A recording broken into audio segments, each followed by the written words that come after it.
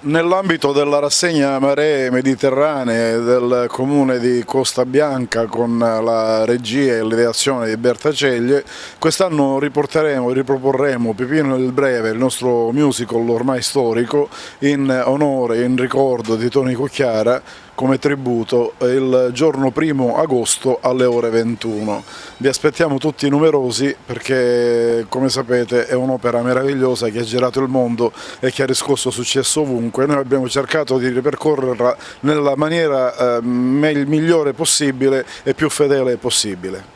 La regia è stata curata da me e da Pippo Crapanzano, mentre le coreografie sono di Dino Romano. Vi aspettiamo veramente musiche splendide, costumi meravigliosi, coreografie bellissime, un'ottima recitazione per una commedia che merita la vostra attenzione e che sarà sicuramente degna di quanti vorranno venire a vederla.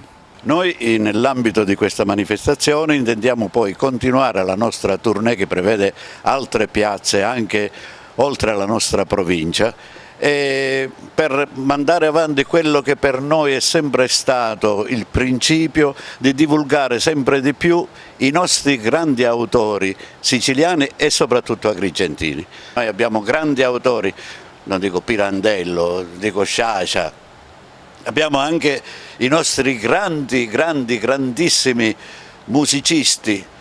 E parlo anche di coloro i quali la tradizione siciliana la portano avanti, dico i nostri carissimi amici dei Dioscuri che hanno sempre fatto parte del nostro Pipino e che oggi ci onorano con la presenza di Franco che è stato tra gli animatori e tra coloro i quali hanno voluto questa nostra partecipazione. Io umilmente mi sono prestato a fare il Pipino e spero di accontentare tutti voi che ci verrete a trovare.